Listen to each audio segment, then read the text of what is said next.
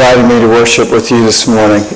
I stand before you as a partner in the gospel, nothing more, nothing less.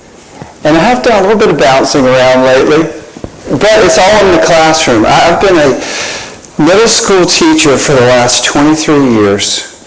At one school for 22 years, and now I've moved down here to Wilmington. And had God told me in advance how much bouncing it requires to be a middle school teacher, or now a middle school principal, I might have said, God, not me. Please send somebody else.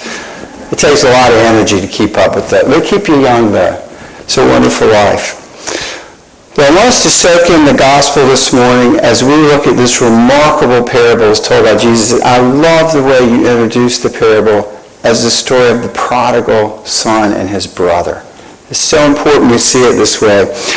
At first glance, it may appear that this parable begins with the familiar storyline. Once upon a time, there was a man who had two sons. But beginnings are important. And the parable actually starts with this. And the Pharisees and scribes murmured together, saying, this man, Jesus, he receives sinners, and he treats them as if they were special. It's the Pharisees' grumbling and indictment against Jesus that triggers this beautiful story.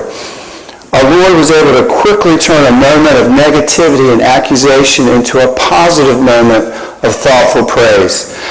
And underneath the familiar parable of the prodigal son and his brother lies a deceptively deep and complex message that has elements to challenge and inspire us all.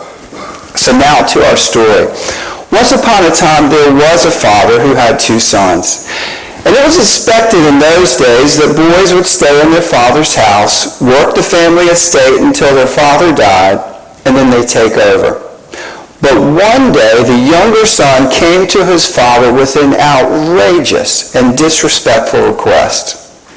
He said, Father, I'm tired of living under your authority. I'm tired of living in your house. I'm tired of you, but I do want your money. Give me my portion of the inheritance now. It was unthinkable for a son to demand his portion of the inheritance before his father died. But this son did it anyway.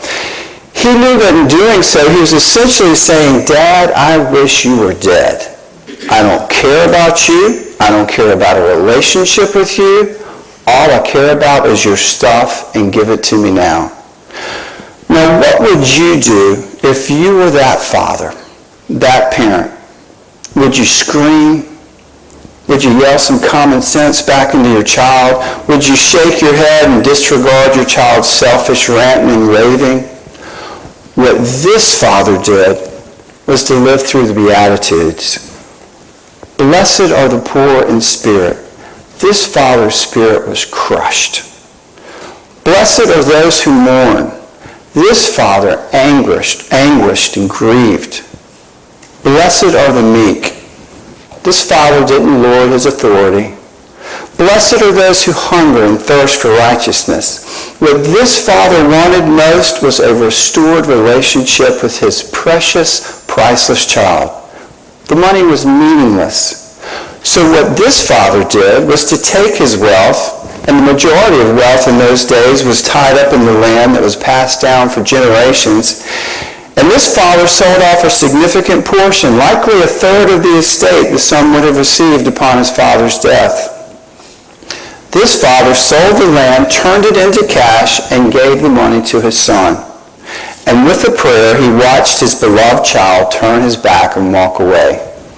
And so began this father's period of single-minded focus on restoring relationship with this child, the time of living through the Beatitudes, his time of being pure of heart.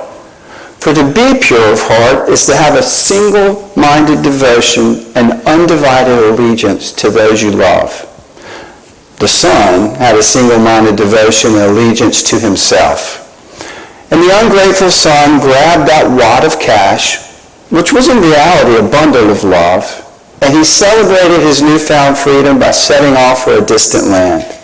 The last thing he wanted was interference from his father. He wanted free rein, to be his own master, call his own shots.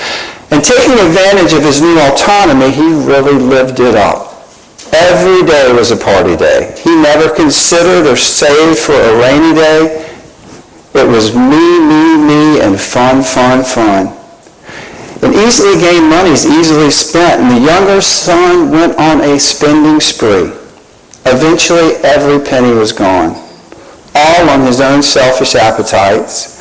And with his money squandered, his father far away, he had only himself, but in his mind, that's exactly where he wanted to be, in charge, commander-in-chief of his own life. But when a famine came upon the land, the rebellious son was in serious trouble. But he was a fighter. He wanted his freedom at all costs. Out of money, he needed money. So he went in search of a job. His recent lifestyle had impressed no one. Me, fun. Nobody was ready to hire him. The people he'd come across were more interested in the money he had than the same reason he'd been interested in his father. And he was desperate for money now, and he took the only job he could find, taking care of pigs. Yes, pigs. A first-century Jewish boy taking care of pigs.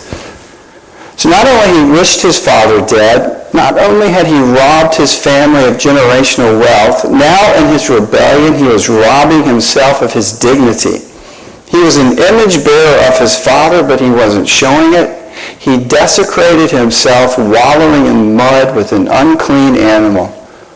And determined to find freedom, this child found the walls closing in, the doors of escape slamming shut, except one.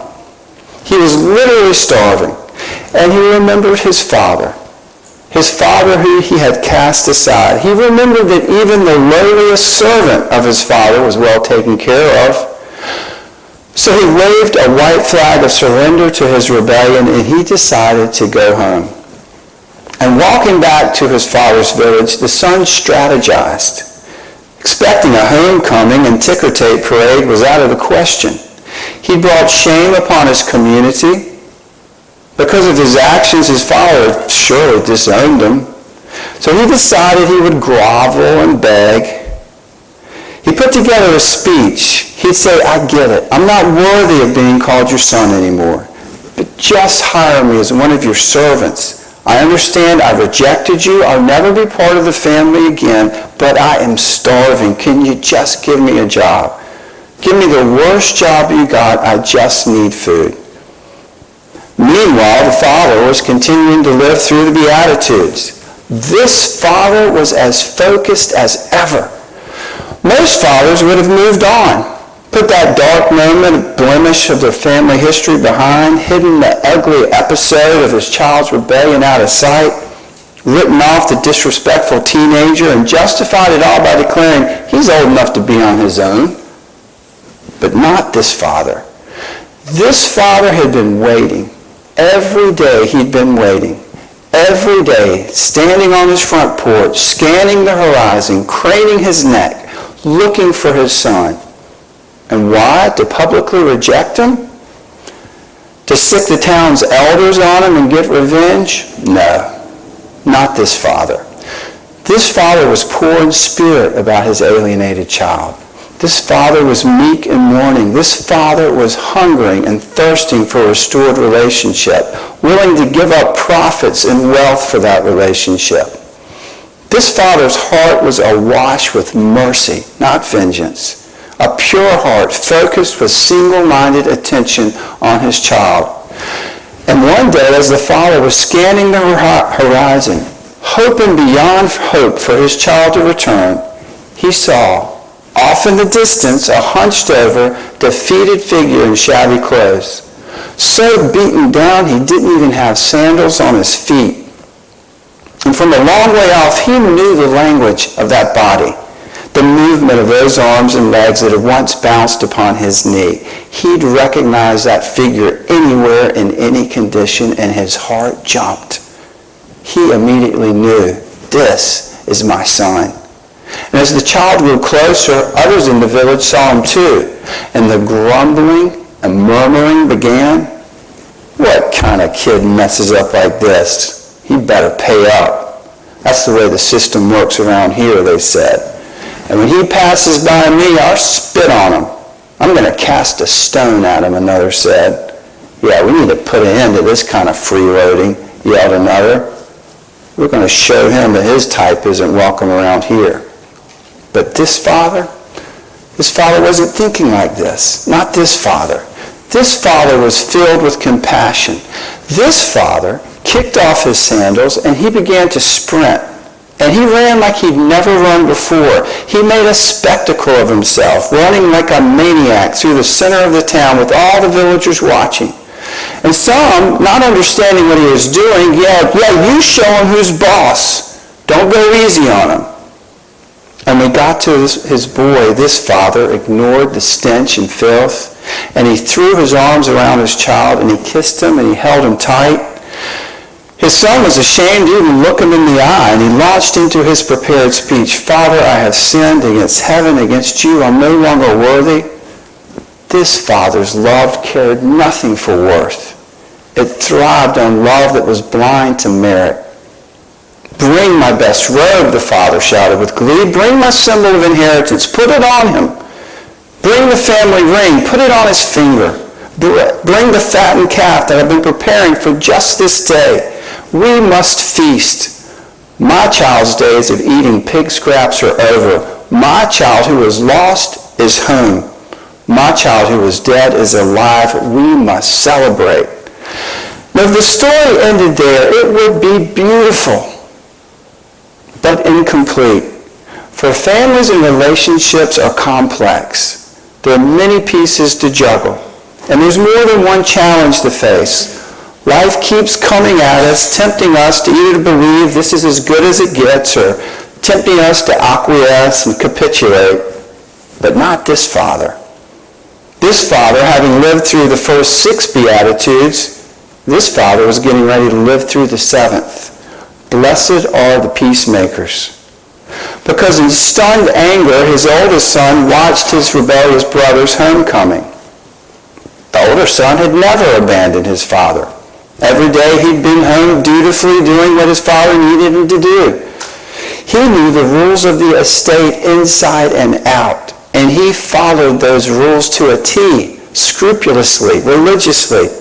He knew his place in his family's hierarchy. He was firstborn, future heir and leader. His brother only got 1/3 of his estate. He'd get 2/3 of the estate. But what the older son didn't know was the heart of his father. "I am the eldest," the firstborn son proudly proclaimed. "What belongs to my father will eventually belong to me. My little brother deserves a beating, not a party. And that fattened calf being prepared for his homecoming, that's my calf. That's my inheritance, my money. How dare my father do that?" The obedient eldest son was so filled with rage, so full of anger, so full of his own worth and merit that he refused to join in the homecoming celebration. And he stood at a distance in the field, pacing back and forth, fuming with rage. Now, most fathers, filled with joy at the return of their son, would get caught up in the celebration and at least temporarily forget all other matters, even other important matters. But not this father. This father never loses focus, never leaves the realm of the Beatitudes. This father is pure of heart for all his children. Even in the midst of that wonderful celebration, this father wonders where his firstborn son is. This father wants his son to be masters of ceremony at celebrations like this. Celebrations where people are offered a second chance, the presiding officiant at festivities of forgiveness and rebirth. So this father asks, "Where is my oldest son?" "He's out in the field," a hired servant answered. So again, this father left home, stepped off his porch, and went out to find his lost boy. And he found him out in the field, not wallowing in pig sloth as did his younger brother, but wallowing in the filth of anger and self-righteousness. And this father put on his peacekeeping hat and said gently, "Come home." But the older son was furious. "Look, you, all these years I've been slaving for you, doing your orders, working for you. You've never given me a thing. And now this little brother of mine has wasted our inheritance, brought shame on our family. He comes home, you throw him a party? I don't want to have anything to do with welcoming an ingrate like that back. And for that kind of cold-hearted lack of forgiveness, this father could have turned his back and walked away. But not this father.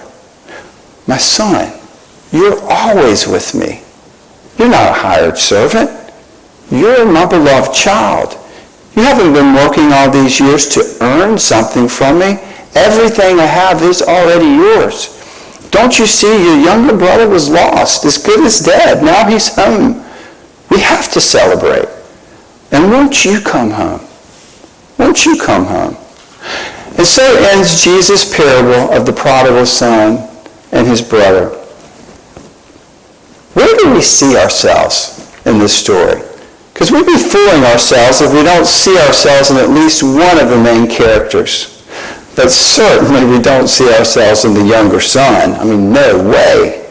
The younger son represents all those who says, God, give me blessings, health, prosperity, happiness, and give them to me now. And give them to me with no strings attached. And don't make me work too hard for them. Just give them to me, well, because I want them and because I deserve them. And that couldn't possibly be us. The younger son represents all those who pretend to be autonomous, but don't see that our very autonomy is a gift given out of love. That couldn't possibly be us. The younger son represents all those who say, God, give me this day my daily bread, but stay far, far away while you do. The younger son represents all those who focus on themselves and pat themselves on the back and say, I've got life figured out. I've even figured out how to manipulate other people's love. That certainly can't be us. The younger son represents all those who leave home, family, faith, or commitments behind to live for self, only to find it's not all it's cracked up to be. The grass isn't greener. This razor-sharp grass tearing at the body, inside and out, till we capitulate and turn toward God, till we turn toward home. And certainly we don't see ourselves in the older son either. No way. The older son represents all those who insist that people get what's coming to them. That couldn't possibly be us. The older son represents all those who've looked down on others, who've made mistakes, who've clasped their hands in front and lifted their nose high in arrogance and thought, I am so much better than they are. That certainly couldn't be us. The older son represents those who stand outside the celebration of God's grace, offended, resentful that God offers second chances to those we deem weak and inferior, those who've broken the rules. The older son represents those who sees others' mistakes as opportunities to pounce, and certainly that couldn't be us. There's no way. One look at our social media would prove we don't act like that. The older son represents all those who've reduced God down to cold, rigid rules and who found their purpose and worth in following those rules, not realizing that those rigid rules are metastasizing into rigid hearts where rules trump relationships every time. And finally, we have the Father. The Father, this Father, who's actively seeking relationship with those two kinds of people who we are absolutely sure we are not. Can we love like this Father? Of course you can. You were designed for this kind of love. You were made in this Father's image. But we have to be willing to let go, to live as if relationships are more important than our bank accounts, relationships more important than rules. This father puts himself out for his children, holding nothing back. Healthy relationships come first. And when the time came, this father set aside privileges. Somehow, without lording his authority, this father exercises his authority for the benefit of his children. And we are made to love like that. And so we end where we begin. This father receives sinners and treats them as if they were special. Let's close with a short prayer, please. Lord Jesus, whose image we carry, help us to love like this Father. And we thank you, Father, that you have searched and found each one of us in our places of want. We thank you that you have not left us outside of your love, and that in your extravagant, reckless love, you have sought us out and you were willing to suffer on a cross for us. Through your death and resurrection, restore our hearts and grant to us the ability to love and forgive each other and treat sinners as if they are special.